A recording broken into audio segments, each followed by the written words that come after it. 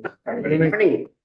It is Thursday, January 16th. We are going to spend the first piece of the morning talking about consumption taxes, both as an opportunity to continue our education on our tax base and our tax structure, as well as a special focus on the pieces of consumption taxes that feed into the ed fund.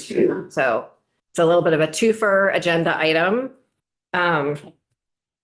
Review was on the agenda and is not any longer. So we are going to be spending our time with Ted, and we'll be taking note of any sort of outstanding legal questions from this testimony so we can hear from Kirby later. And then we're going to take a break in the middle of the morning around 10:20 for about 10, 15 minutes.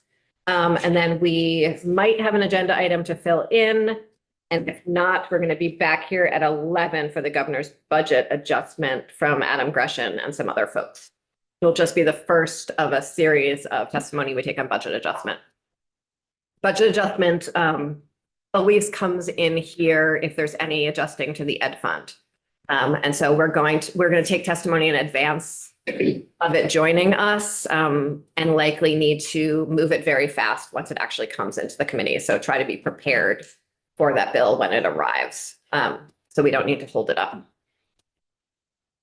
And with that, hi. Oh, I believe this is your first time in our committee room. it is. Welcome. Yep. We're all going to go around and introduce ourselves. You can introduce yourself to us. Sure. Great. I'm Emily Kornheiser. I'm the chair of Ways and Means. Hi, I'm Barbara. Bill Canfield, Fairhaven. Teddy Wadsworth, Berry City. Carl. Becca Holcomb, Windsor Orange 2. Marty Feltus, Caledonia 3. Kick me up there. For a while. Kevin Maslin, Thetford. Here. Carolyn Brady, up there in Franklin County. Bridget Burkhart in South Burlington. Great pleasure to meet the folks I haven't met before and see some familiar faces. So I am Ted Barnett. This is my third session with the Joint Fiscal Office. I come from the Joint Fiscal Office I've done quite a few things in my professional life. I've worked on an introductory economics textbook. I ran an after-school reading program for kids kindergarten through third grade. So yes, I'm thrilled to be here. And Both sound incredibly relevant to. So I appreciate it. I'm not yeah, so if you hear me, we could review our bowel teams if y'all want. So I work primarily with consumption taxes, the Joint Fiscal Office. I also do agency fees. There's a new fee bill process where agencies, departments work directly with our office to produce the fee reports. So I help folks do that this summer. And I also do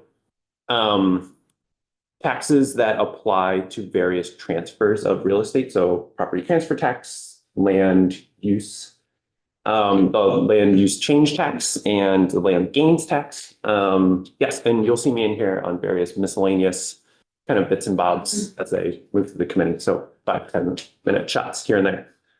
Yeah, so that's the introduction. I'm plugging myself in because my computer's about to die. Oh, you can just do that without talking. Like, I mean, you take your minutes, all the minutes you need to do that. You don't need to multitask.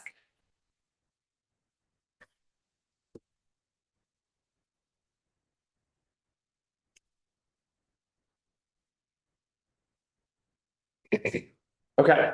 I just, on the bits and bobs you come in on, just want to sort of, because you cover so many sort of various committees, fiscal notes, just want to let the committee know that you've often learned about the need for that fiscal note, sometimes a day or 2 days before the fiscal note arrives on our desks, and to just treat you with the utmost patience because you might be just learning about that topic as well. Absolutely. Yes. There's an amazing number of different corners that the legislature has spawned.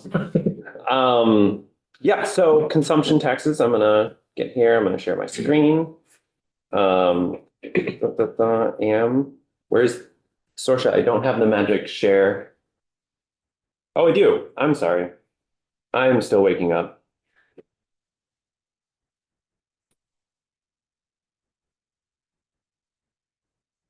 So yes, as the chair mentioned, this will be an overview on consumption taxes and their nexus with the education fund.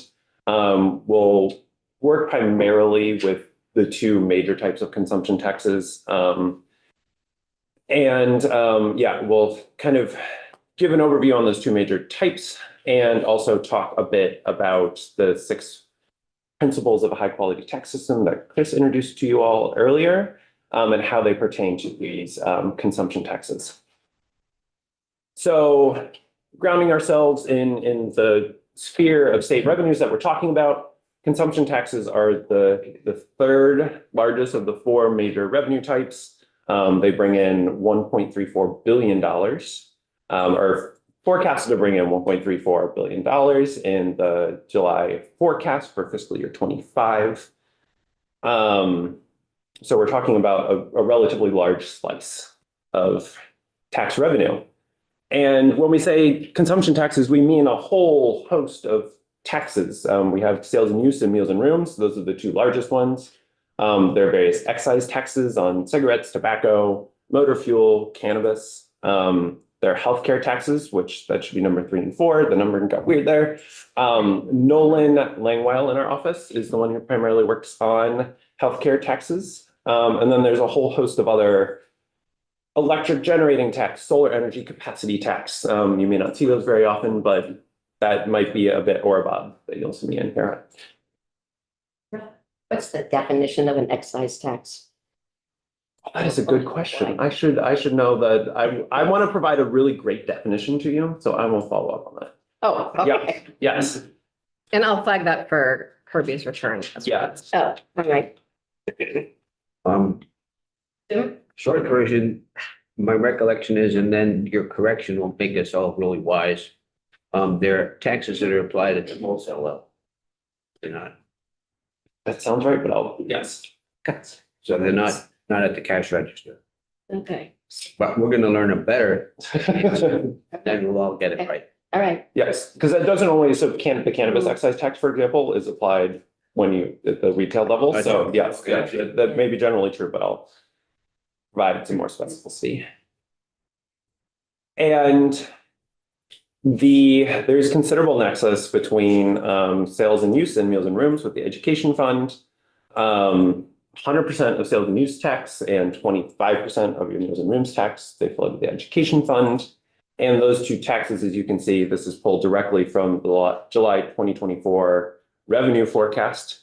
Those 2 taxes make up a considerable portion of our non-property tax revenue sources that go to the education fund.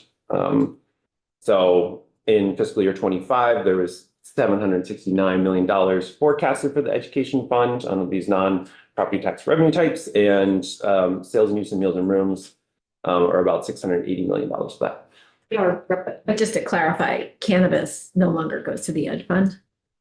That was part of the BAA last year. It goes to a after-school special fund, but dedicated to, yes, so specifically dedicated to after-school programming.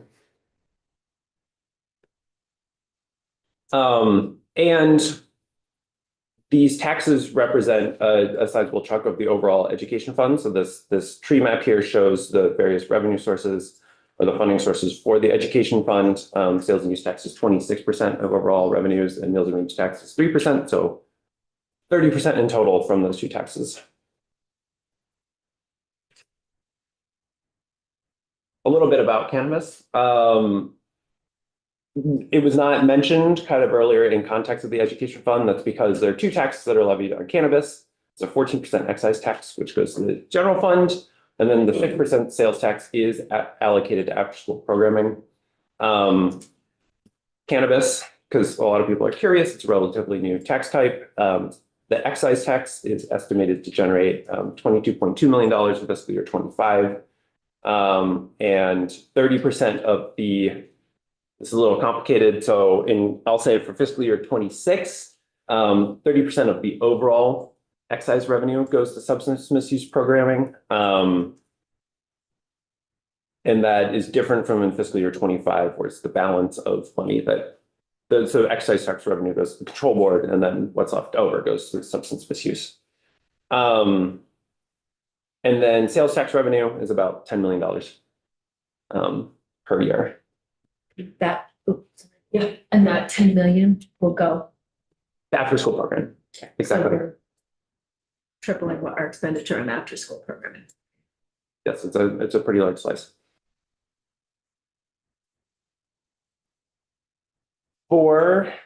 So general facts about the sales and use tax, it's 6% on sales of tangible personal property unless exempted. Kirby will talk to you a lot more about definitions and how they work within the context of sales tax. And but it means in statute, personal property that can be seen, weighed, measured, felt, touched, or any other manner perceived by the senses. Wanted to mention that last session, the General Assembly removed the exemption on pre-written software access remotely, otherwise known as cloud. That's estimated to bring in an additional $10.3 million in fiscal year 25 revenue. But because of the growth in cloud tax or cloud services, that could be more than $30 million by fiscal year 29. Sales taxes are paid by the purchaser on all retail sales. I wanted to add, people often refer to sales in use in those rooms as trust taxes because businesses hold on to that revenue. They hold it in trust and they remit it on your behalf. The use tax is due on all purchases. Can we pause on that trust tax thing for a minute? It seems just definitional, but I think often businesses experience their sales tax as something that's sort of like an extra obligation they have to the state, sort of like a business tax or an income tax. It really isn't. Like they are really just doing the government's work and holding that money. Some states have, and Kirby can get more into this, but like some states have requirements around escrow of that money because it is really the state's money at every moment after, from the moment it is collected. Exactly.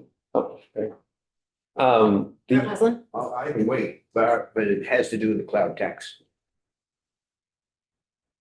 You can, Okay, we have a constituent in Stratford. I heard from recently a couple of times.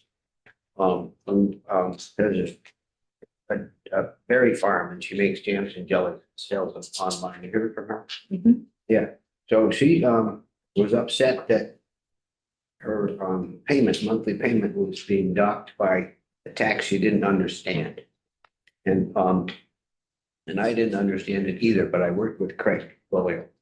And it turns out that the place through which they are sold, the jellies, is something called Shopify. Yeah. And Shopify applies the cloud tax to her stuff because the platform is remote. It's whatever term is issued. Anyway, it very definitely fits the definition of the cloud tax. But she didn't understand it, and I didn't understand it either at the beginning. But yeah, so it turns out that we may have constituents who sell things online through some platform. Could be in another jurisdiction completely. In this case, it's in Canada. That the platform is subject to the cloud tax. So who knew? So this is an example, as I tell people, I don't know until you ask me the question, and then we have to go figure it out. So thank you for the interruption, but let me squeeze this in. and maybe we can go a little deeper into that when Kirby is with us. Yeah, Okay, because I think that's a definition. Yeah. Madam Chair, quick question on the cloud tax as well. Why do you perceive there is such an increase by 2029? 10 million to 30 million. There are a lot of the world or the internet is moving to cloud and cloud-based services. So you think about, we all used, for those who were doing QuickBooks, they used to get an actual physical piece of software. And now that's all happening. I mean, QuickBooks is trying to make everyone move to the cloud-based service where they log in and it's kind of hosted remotely. That's happening more and more, particularly on the business level. A lot of services that were being done through custom software are being done through kind of pre-written cloud services. And that growth is somewhat exponential in the data we were seeing. Thank you. Yeah.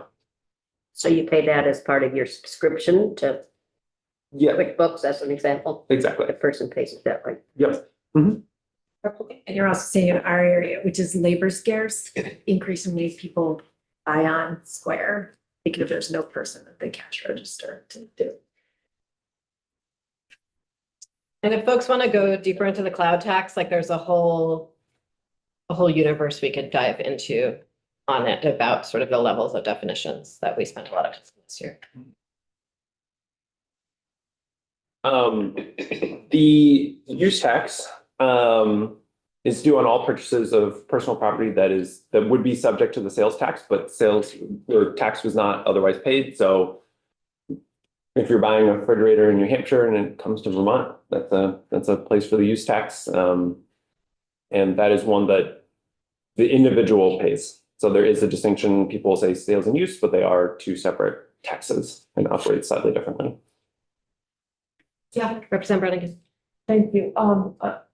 About those people who go to New Hampshire and buy a refrigerator, what is the current status on New Hampshire's responsibility or agreement with Vermont to report that?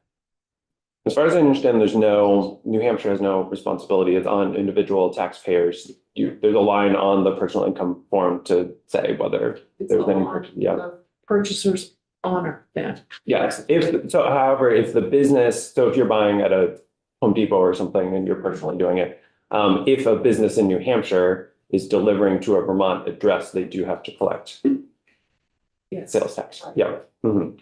But if he throws it in the back of his pickup and drives home, then the obligation is his. Mhm. Exactly. And I'm adding that question to a list for Kirby as well.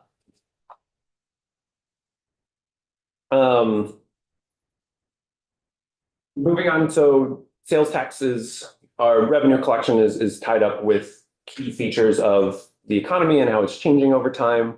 One big piece is that our economy is becoming much more a services economy as opposed to a goods economy. So this chart shows the trend. The green line is services, and you can see that over time it makes up a much larger percentage of personal consumption expenditures, whereas the sale of goods or the share of goods has decreased rather dramatically since 1950, which is when the chart starts. Representative Husky. Durable versus non-durable goods? Durable goods would be furniture, larger kind of, and then non-durables, more consumable types of products. But Yeah. that's flatlined in terms of the red line. Yeah, so durable goods exactly have been relatively steady. You'll see it's because it's a relatively small share, you'll see that it actually kicked up during COVID when we were all home and made purchases of furniture or realized that we didn't like the couch, right? And so it's time to upgrade. So you can see that a bit in the data, but you're right, it's pretty much flatlined, whereas the trade has been between non-durable goods and services have flipped. And broadly speaking, services are not subject to the sales tax. That's important for our sales tax revenue collection. Another piece is that in times of higher inflation, sales tax revenue increases, right? Because it's 6% of whatever the price of what the good is. And when you have inflation, the prices of goods are increasing rapidly. So you're seeing your sales tax revenues go up as a result. I wanted to make a quick distinction between what you see in nominal sales and use tax revenue, so the actual number that's coming in versus real, which has been adjusted for inflation.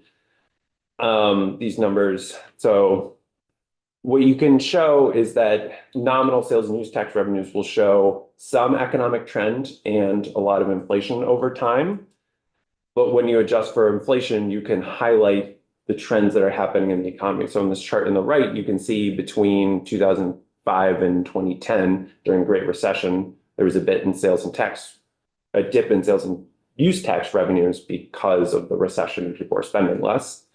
And then you can see in fiscal year 21, between 2020 and 21, a bit of a kick up because folks were making those goods purchases and weren't able to spend on services. So when looking at tax types over time, it can be a good idea to adjust for that inflation and to be able to isolate some trends.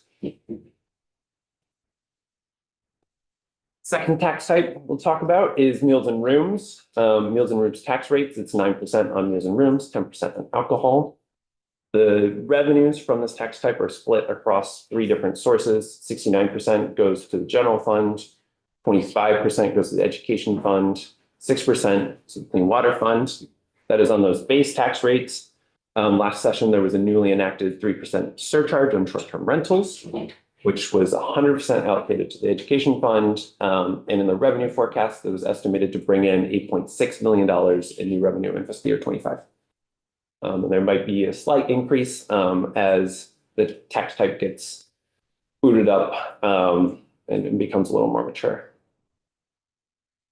So similar, I also compared nominal and real meals and rooms tax collections to show trends. The main one to talk about here is the COVID-19 pandemic.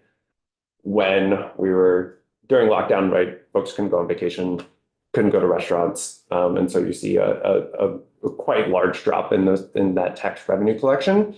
But it rebounded pretty heavily as folks got out of the pandemic, decided to go on vacation. And particularly spending in Vermont. And then finally, Wait, can I, Yes. do you have a sense of the spending in Vermont that's by Vermonters versus not by Vermonters? there was, good question.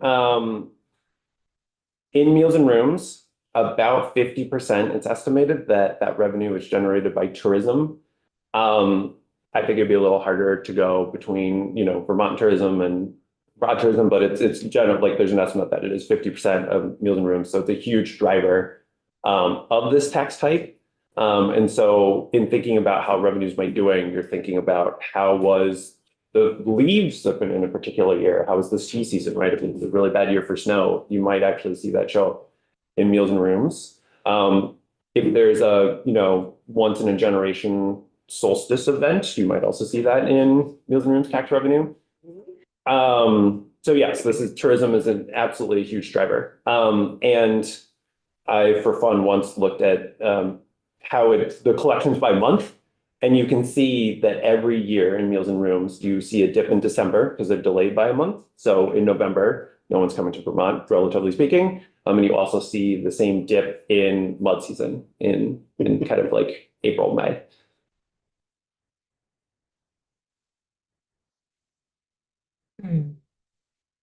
Local option taxes.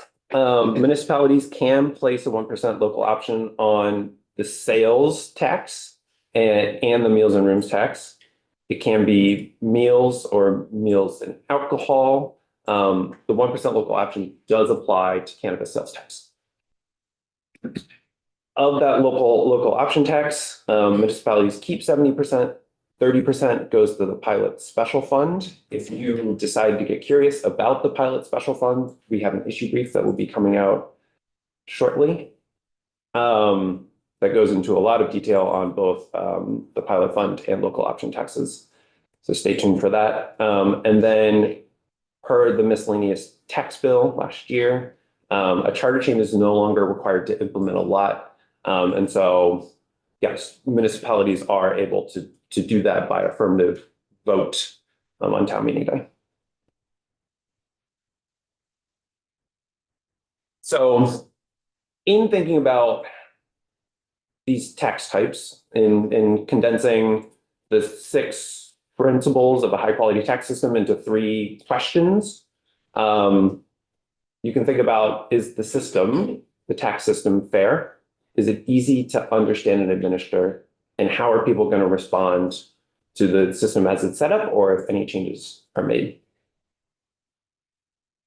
So first, looking at the idea of fairness, consumption taxes are generally regressive. That is because it's the same rate for folks, regardless of their ability to pay. If you're, in the lowest quintile of the income distribution, you're paying the same sales tax rate as someone who's in the top 1%. And so younger and lower income households also spend a lower or a greater share of their income on goods. And so from the ITEP Who Pays report, you can see that of family income, folks who are earning between $27,000 and $55,000 are spending 3.8% of their income. But once you get up to the top 1%, it's less than 1% of their overall family income get paid in sales and excise taxes. And for that reason, there have been choices that have been made to exempt certain goods from the sales tax to make the system more equitable. So there are exemptions on groceries, clothing, and medical products, and those are quite large exemptions within the sales tax system. And those exemptions are made not just on equity, it's also, there's an exemption for agricultural fuels to promote that economy, or on advanced wood boilers. Representative Lewis? On the medical products, is that just at the consumer level, or if, for example, a hospital, CVMC, is placing a bulk order wholesale, does that exemption also apply there? That would also be exempt, yeah. Yes, and so for advanced wood boilers, there's these systems are, for environmental reasons, you want to make it easier for folks to purchase them and remove the sales tax. So yeah, there's a whole host of reasons why you might choose, or why previous legislatures have chose to exempt these goods from the sales tax. However, these exemptions come at a cost of simplicity, right? You have to figure out exactly how an exemption applies and to what types of purchases and who gets to take advantage of it. And so, right, it makes it more complicated to administer the tax. Our office every 2 years categorizes all of these exemptions in sales and use and meals and rooms. It also includes personal income and corporate income taxes. And so wanted to talk about the magnitude of those tax exemptions within the sales and use and meals and rooms tax. Within the sales tax, it's quite large. So we estimate that $363 million in tax expenditures. That will be the size of those tax expenditures in fiscal year 26. And as mentioned, the medical products exemption is $60 million. As estimate, the exemption on groceries is $132 million. And those numbers are higher, certainly, than the report that came out 2 years ago. We're seeing a lot of inflation in the economy, and so it increases the size of those exemptions along with inflation. Meals and rooms. Just one question on the energy purchases. So for a business, for fuel oil, the business pays a tax, pays the sales tax. This is correct? for residences specifically. So that's specifically residences. And yes, the sales and use has quite a few exemptions. Meals and rooms has comparatively fewer. This might be for sales of meals at UVM or state college system. There are certain types of, you don't pay rooms tax if you're going to summer camp.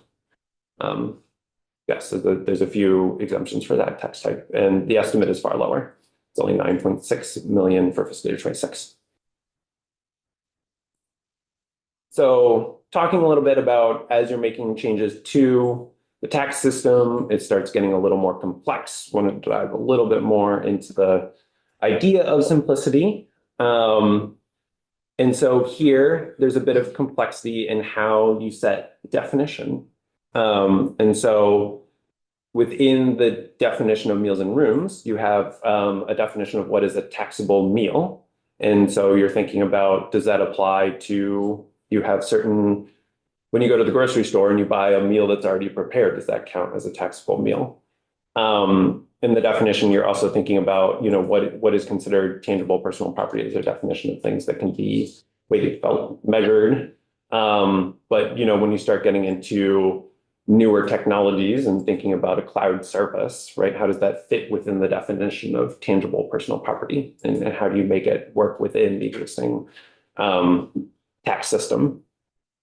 And then there are point of sale complexities, right? So thinking about alcoholic beverages, you can go to a brewery, and this is an example that came up in miscellaneous tax 2 years ago.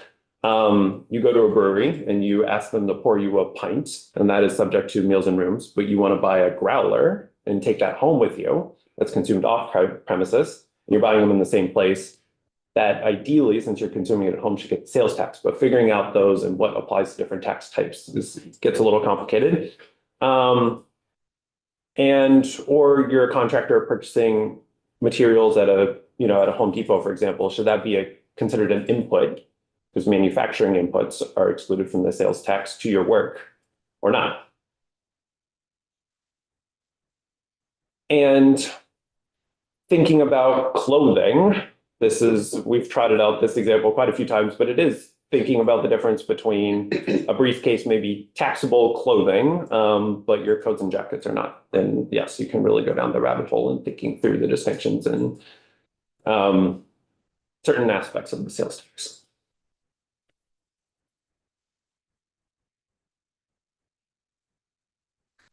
One asset that Vermont has in standardizing and streamlining the sales tax system it's called the Streamlined Sales Tax Agreement. Vermont joined in 2007, and we're one of 24 states that are either a full or associate member of the agreement. By joining, you essentially conform your statute to align with the pieces of the parts of the agreement. And so within the agreement, it creates consistent definitions of products. So under Streamlined, your definition of candy is, I'm not going to read it to you, but that's the definition. And it's very specific as to what constitutes candy versus some other type of food. And I think you all had a discussion about, once you add flour, then it's no longer candy and it becomes a different product. Streamlined also is doing the work when they're doing standard definitions. They're also working at trying to figure out what those definitions might be for new technologies. Talked a little bit about cloud or digital advertising, right? Figuring out for states as they're wrangling with how to apply their tax system to new technologies. Streamlined is also there by helping craft definitions and advising folks on how to best get to those services or figure them out. And the advantage of the system is if you're a seller who's working in a bunch of different states, across your Streamlined states, that specific goods are going to be taxable in the same way across all those different states. So this helps make the tax administration and compliance more simple. And within Streamlined, there can only be one sales tax rate for all of these different goods. So you can't choose, for example, if you said, we're curious about, we want to tax winter snow tires differently than all seasons, you couldn't do snow tires at 7% or in regular tires at 4%, for example, just to throw something out there. Although within Streamlined, you may be allowed to do a lower state rate for food and drugs. Before we leave this slide, I would like to call everyone's attention to the fact that we need to have a Vermont representative to the Streamlined Sales Tax Agreement. And if anyone on the committee is interested in doing that, that would be most appreciated. My understanding is it's fairly interesting. And the conferences are great. And someone from tax is also a member and would go with you to whatever those meetings are. And I'm going to keep on bringing this up regularly until someone volunteers. I'd like to talk to you about it. Great, thank you. Love that. Well, you're looking in this direction. 2 minutes ago, Ted, you said some states are full members and some are associate members or something like that. Mhm. What's the difference? So I'm going to move on to this next one to see.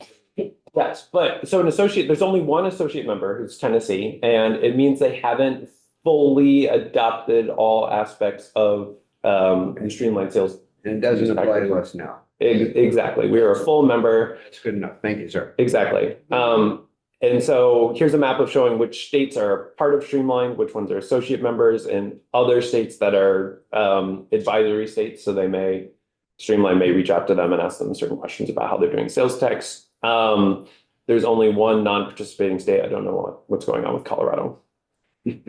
Yeah, I mean, that's- You're not aware. It's the oxygen. And the final piece is thinking through how do folks respond to a tax system? And so this is both Vermonters, it's folks who are coming to visit Vermont. And so this really, there are two pieces of this. One is tax neutrality from our six principles. And so trying to design and maintain a system that minimizes unintended consequences. And the sales and use tax likely influences behavior to some extent. So folks may travel from a state that levies sales tax to one that doesn't. Research done there. So Philadelphia has a 1.5 cent per ounce excise tax on soda, and they found that that decreased consumption of soda. And there's research that has found that higher local sales taxes potentially decreases housing prices as folks try and like minimize their overall. That is definitely not true in our areas. Yes, and so right, this is one piece of research. It may not be true everywhere, but they found a correlation between areas that had higher local sales taxes. There was lower housing prices. On the Philadelphia study, was it lowered sales of soda in Philadelphia or it lowered consumption of soda in Philadelphia? I would have to look into the research. Yes, this is. Because Chris Yeah. regularly tells a story about people driving like 30 minutes outside of town to buy Right. soda. It was like one of his more favorite anecdotes. Yes. Good. Yeah. Representative Maslin. Yeah, and also with regards to soda sales, in the Upper Valley, the weekend flyers. If you look at, whatever, things of soda, they practically give it away as a way of drawing people into the stores. So it's incredibly low prices. Something that Scott Beck would talk about a lot.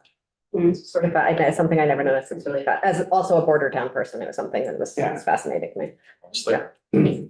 Yes, and so absolutely for Vermont, one of the minimizing unintended consequences is New Hampshire plays a very large role in thinking about this piece. Give a tour if anyone wants to come. And then the second piece is economic competitiveness. So thinking about how our rates compared to the overall what rates are in New England and the overall region. So these tables show Vermont sales tax rates compared to other states and Vermont's meals and rooms tax rates compared to other states. Key point to note about these tables, they don't include local rates. This is particularly relevant for our rooms and meals taxes, where localities often assess much higher rates on these pieces. And in Vermont, Burlington also has their own schedule of rates for short-term rentals and hotels. When you say much higher, can you give us a sense of scale? So Like New York, for instance? New York is, I think, like 15%. Okay. Yes. Yes. Yeah, I'll supply some cities in an email because I have some questions to follow up on, but yes, it's quite a bit higher. And particularly on the sales tax side, it's thinking about economic competitiveness is not just rates, it's what items are, what your tax base is. And so even if you were to harmonize your rate, if Vermont exempts a pretty wide selection of goods compared to other states. So it might just, so thinking about your competitiveness is also, like which goods are you? And so that's it in terms of the general consumption tax overview. Happy to answer any questions now or later. Questions help me learn and understand things, so. I do have a question. I believe it's Rutland and Burlington that both have within their city charter the ability to charge a local options tax that the state doesn't get any portion of. So they administer they're responsible for administering it. I would have to check if they're exempt from the 70-30 split, the pilot fund. Yeah. Yeah. I think they are. I'm just not sure how much money it generates. It's got to be pretty substantial for Burlington. I just don't know about Rutland. Yes. Barry's gets almost $1 million, so I can't imagine. So I think Burlington was set at 2% local option tax and was looking at going up. So that would be a separate, so the local option is just 1%. And so they may have like local taxes for, because they do have a whole set, it's their gross receipts tax. Yeah. And it's, 9% on short-term rentals, it's now 4% on hotel motels. Yes. Oh. So, but the state local option tax is statutorily set at 1%. You can't set anything different than that. Under the impression that they had within their charter, the ability to have a local option tax that's higher. And I can add that to the list of questions Yeah. for Kirby and or Tucker. Also. Yeah. Rutland Town had local option tax from the get-go, and Rutland City is like a year old or two.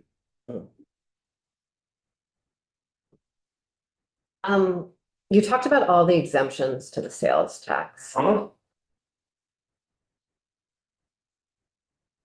you had a graph where we saw sort of sales declining. Like, what are the sort of the definitional questions if we wanted to, that you would sort of see in front of us if we wanted to have our curve go up?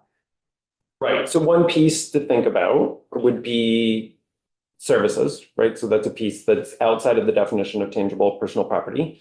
As part of the childcare conversation, I know the RAND report looked into the revenue that could be raised by adding services to the sales tax base. We would have to spend a little time updating that for inflation and diving into it. That is certainly one piece. There are, also part of the conversation is looking at Vermont exempts all clothing. There's certainly pieces where a lot of states have a threshold where a clothing purchase above X number of dollars is taxed. So you're still maintaining some kind of equity concerns when making those adjustments. So yes, clothing is a big piece. Certain types of food, you could look into that. That's a pretty large exemption within it. And yeah, we could, I have more like detailed tables on kind of various the sales tax expenditure reports that I could pull up. It's also going to be released soon. But yes, I would say those are the bigger chunks that folks think about. I know there's some discussion also around removing the exemption of candy.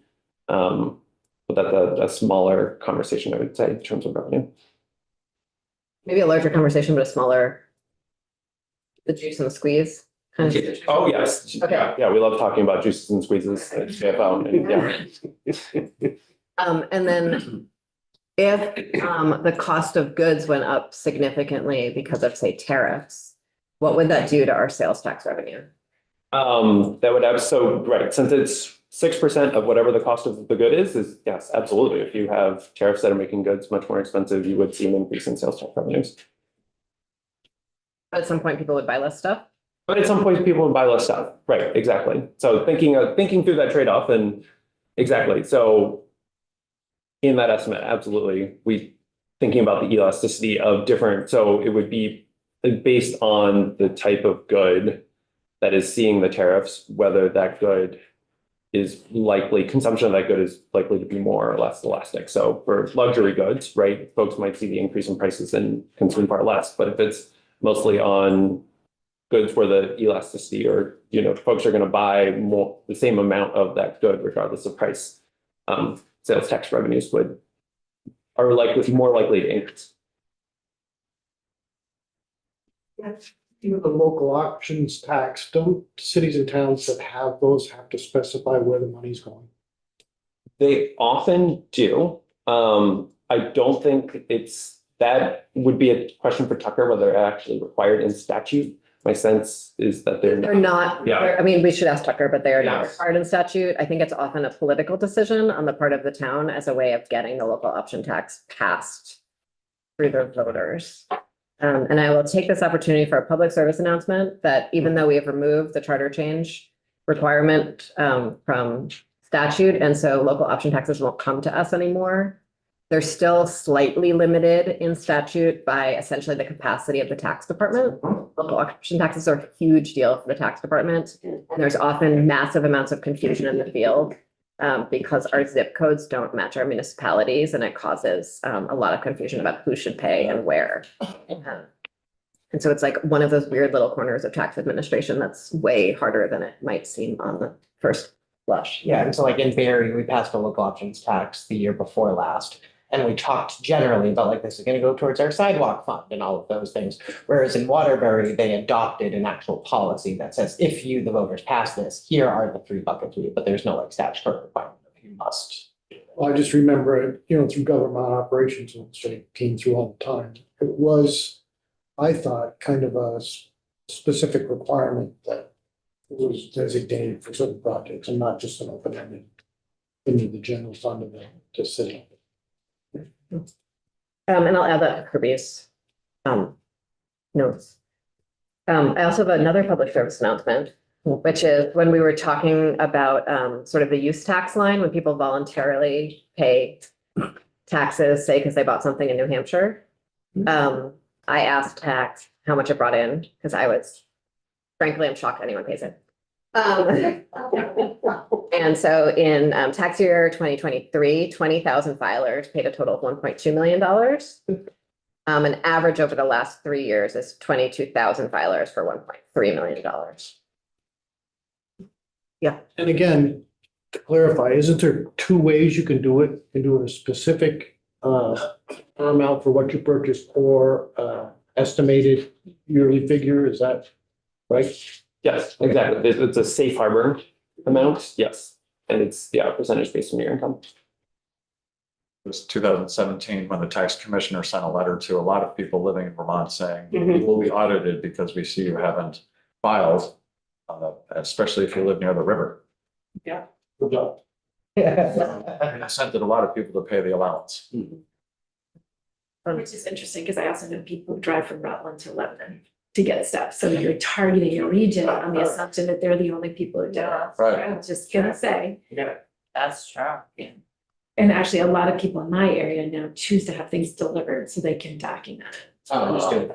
As opposed to installing it themselves. Do you have anything else, Bruce? No, I'm more than happy to, I know Kirby was supposed to be with you all and provide much more context. Flagging this, there's the tax expenditure report that I referenced will be published later today by our office. I could provide more information on sales tax expenditures. It's my understanding I'll be in next week to talk about property tax expenditures and provide more context as opposed to a single pie chart on what the different line items are with the different exemption great. amounts. Okay. You're able to. Yes. I appreciate your conversation around tariffs, because I think there is an elasticity in normal situations, and there's elasticity in the context of very significant policy changes. I think of the lodging business, for example. Most people use their restaurants to draw rooms business, but they're not making money off of the meals. They might be making it off the alcohol. So when you start changing that dynamic, you actually could see outsized responses, just a thought. So I appreciate your sensitivity on that issue. And it's our responsibility to design a tax system for the future as well as the current moment, and that's very hard to do.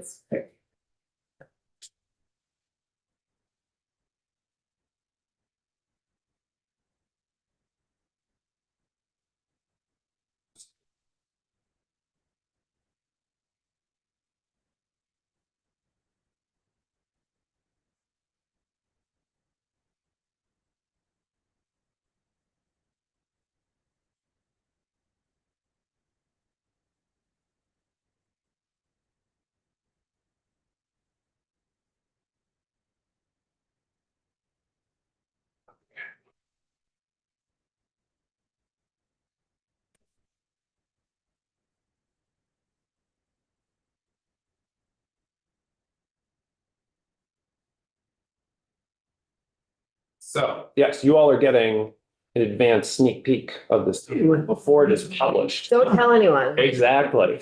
This is a summary of the various sales tax expenditures. A little bit bigger, the font is hard. Yes. let's, Nothing worse than a Sarah. I tend to. yeah. If we're putting it all on the table, I'm a sans serif guy. The table, actually. Is that large enough for everyone? Okay. So, as I mentioned, medical products, is one of our largest, sales tax expenditures, looking at $65.7 million in fiscal year 26. There are agricultural inputs, so this is fertilizer, materials. Farmers have a wide range of inputs that go into their work that gets exempted from the sales tax. Sales of food, so talking about groceries, not surprising that you're seeing a large run up in the estimated sales tax expenditure, revenue not collected, between fiscal year 22 and 26, just because of the increase in inflation, for food in particular.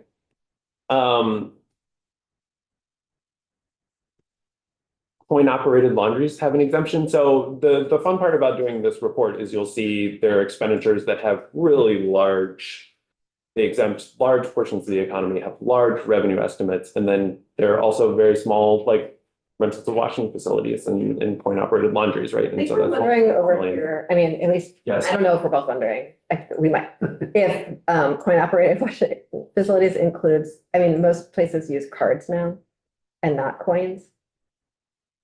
Yes, Oh. yeah, so those, yes. Okay, so anywhere you like pay per wash counts as a coin operated washing facility?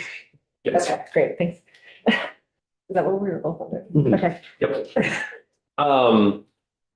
Running through another large sales tax expenditure is energy purchases for a residence. That's 55, nearly $56 million in fiscal year 26. So that's like, oh, that's food sales. This is from the That's sales like tax. fuel oil. So, Because don't we pay a grocery receipts tax on fuel? yes, exactly, yeah. But not sales. Yeah, so the sales tax portion is exempted. There are certain sales tax expenditures that we simply don't have the data for and are unable to estimate. So that's when it says not estimated, we're not able to find data. And clothing and footwear, that's $45 million. So when the chair asked about various pieces to consider, right, this is a fairly large tax expenditure. Purchases by and from 501c3s, estimated at $22.5 million.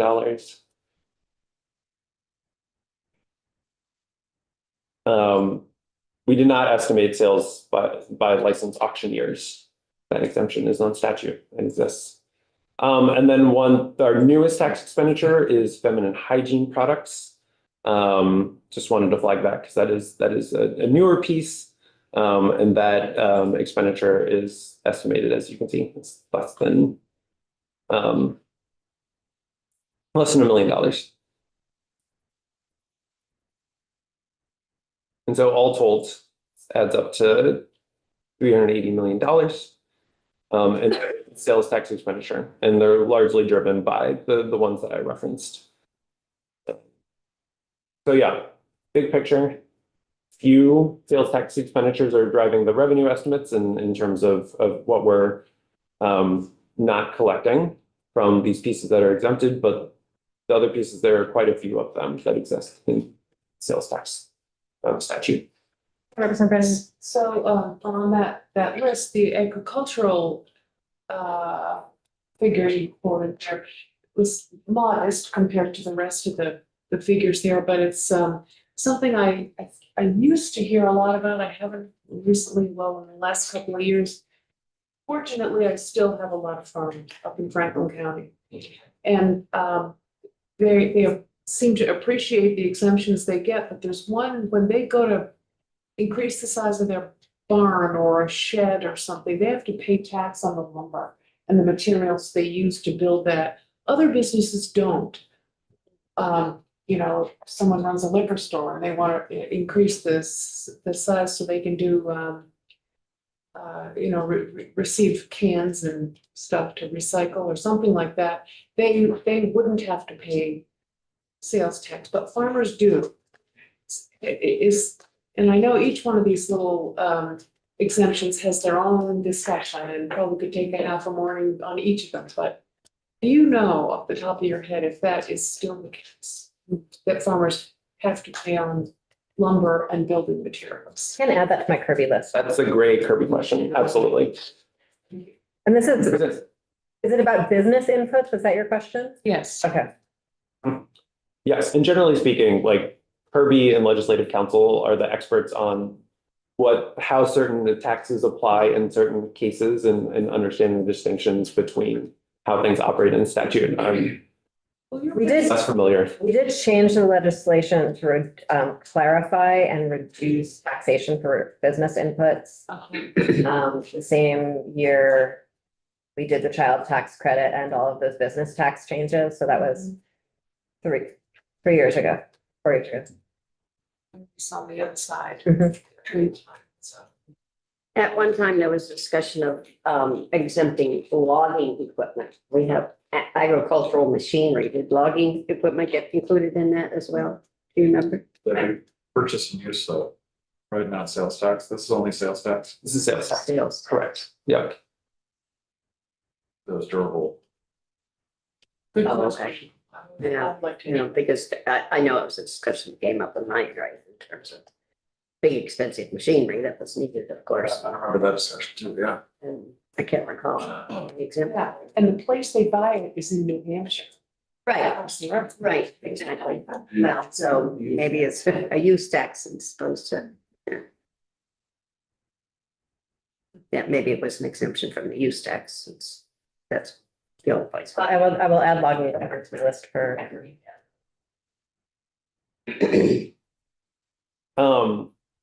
I'm more than happy to put up meals and rooms. I will stop sharing for a second. The list is comparatively far shorter.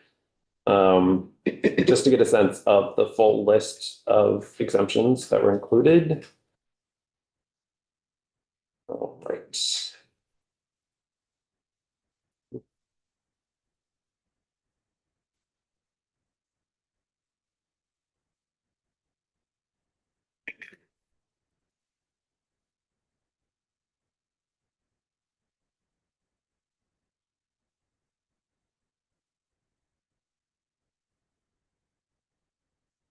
And there is, so, great, size seems good. Grocery type items furnished for takeout is considered a meal, but it is exempted from the meals and rooms tax. That is the largest tax expenditure in the meals and alcoholic beverages tax. That's $8.7 million, but there are exemptions for foods or meals that are served on the premises of a nonprofit or a school, in a hospital or convalescent or nursing home. Meals served at summer camps are exempted. So yes, there's a few sales or meals and rooms tax expenditures there. And then from the rooms tax, if you're in a dorm, you don't pay the rooms tax. In summer camps, as I mentioned, and at continuing care retirement facilities. So these ones were not estimated or hard to get the data. The data weren't available. But primarily speaking, compared to sales and use, a much smaller kind of revenue question for these exemptions. Yeah. I'm sorry, it's level of detail. I thought in terms of like meals, if you bought 3 muffins, they were taxed as a prepared meal, but if you bought 4, it was not. That could entirely be true. I'm not up on muffins in context of the meals and rooms, but I will. I added that. Yes. Great. Yes, great. I'm calling it muffin quantities on the email, and I think that will not make sense to him. Perfect, yeah. So can you help me? I will call it grocery type items furnished for takeout.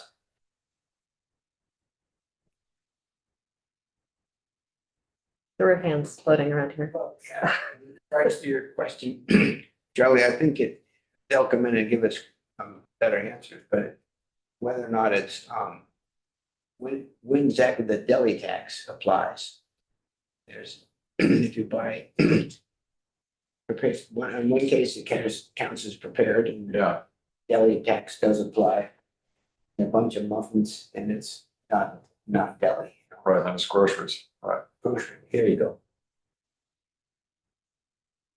But maybe the source of questions that aren't quite answered, and we get better answers when someone else comes in. Your institutional memory is appreciated. Thank you. Thank you. Yes. There is also a wealth of information if you want to, on the tax department website, they issue guidance and they make, like, folks will ask certain types of questions like this to really drill down on the details, and they will issue their decisions, and you can find those on the website. And if you ever are really bored or, want to dive into the details, that those resources are available. So that's a sneak peek of the tax expenditure report. Also within the tax expenditure report, each of these exemptions signals where the exemption appears in statute, gives a little bit of the historical context. And so those are within the body of the report underneath these summary tables. So that'll be published later today, and I'll share it with sources so you all have it. Representative Lawson? On the nonprofit establishments, is that, if a nonprofit organization was to book a couple hotel rooms for a conference, they don't have to pay the rooms tax, or is that like a nonprofit running a hostel, or? So this specific expenditure is if the nonprofit has a kitchen and we're serving, community meals, and they charge, let's say, $5 for the community meal, that they wouldn't have to, folks who are buying that meal wouldn't pay the meals and rooms tax.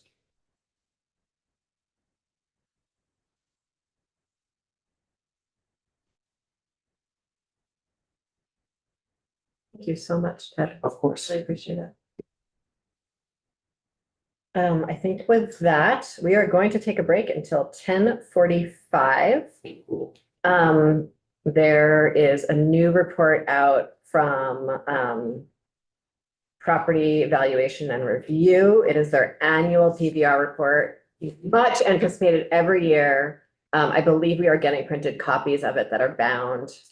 They tend to pick a different color for the cover every year. It's all very exciting. But you are welcome to read it online in the meantime. And then there was a second report. The basic needs is also, it's on our reports tab. Oh, good. Website. And then also for folks who have not spent time with the fiscal facts book, I imagine there's a new one coming out any minute, but in the meantime, last year's gives the bulk of the content that you might gather from this year. So it is important to update it every year.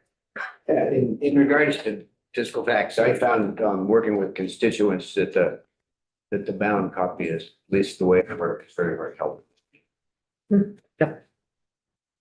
Thanks. So see you at 10:45.